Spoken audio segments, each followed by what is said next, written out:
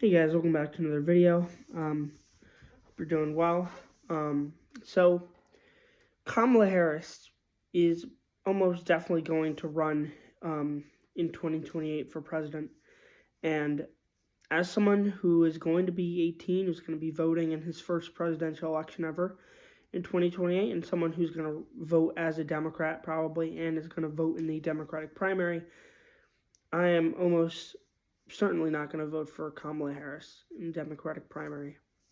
And I'll explain why. So, first of all, as we know, Kamala Harris, former vice president, she's been really active, especially back in last year. Ever since she lost the presidential election, she wrote a book called 107 Days, which is kind of like a memoir about her time as the Democratic nominee in 2024. And she actually really disses a lot of people, a lot of the people who she wanted to be like a VP. She has actually said that the reasons why Pete Buttigieg was because he was gay, or Josh Shapiro because he wanted to be president and didn't want to be second in command. And that Tim Walz, who would be the eventual vice presidential nominee, wasn't even in her top three choices. So that's given her some hate, but it's also was also a bestseller. I think the reason for that was more because they actually really wanted to read the book because it's by Kamala Harris and they like Kamala Harris. I think it was because she wanted to give her insight on to what was going on with the Biden administration and how and the way that she really kind of disses Biden and disses all of the VP choices. But yeah, she's been trying to build a really big social media platform, and she's polling in first or second place in a lot of Democratic polls. And with that, you think, oh, she's going to be a frontrunner and she might have a good chance at winning. But Kamala Harris, as we know, has always been a candidate that gets a lot of hype when she runs, but then when people realize that there's not really a lot to her, they lose interest.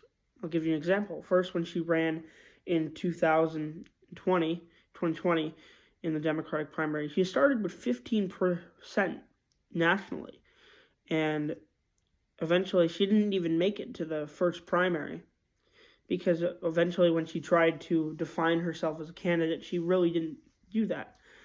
Then when she became the Democratic nominee in 2024, everyone was super excited. They were like, oh my goodness, we've got a younger candidate who's going to beat Trump. But once again, she did not really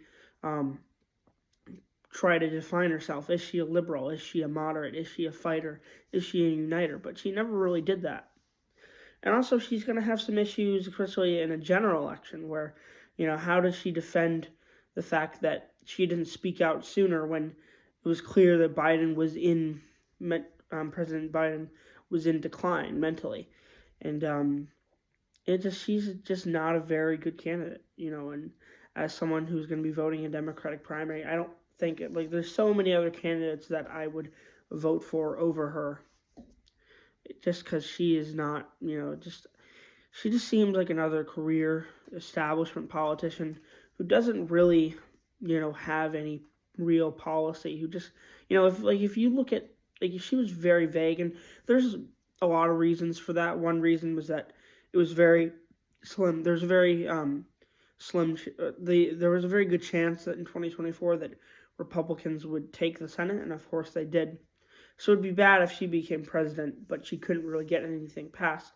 So it would be bad if she tried to,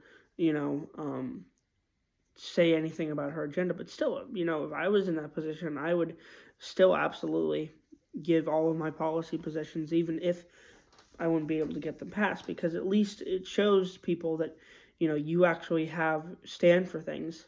She really tried to vibe her way into the presidency, and as we saw, it didn't work. Trump won.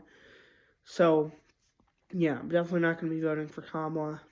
I mean, of course, if it's a general election, and I'm forced to choose between someone like J.D. Vance and Kamala, then I'll probably vote Kamala, just because I probably agree more with Kamala than I do with someone like J.D. Vance. But it would be a thing where I really don't want Kamala as the nominee. Of course, I would vote for her, but yeah, really, I don't think she should be the nominee. All right, so that's it for me. See ya.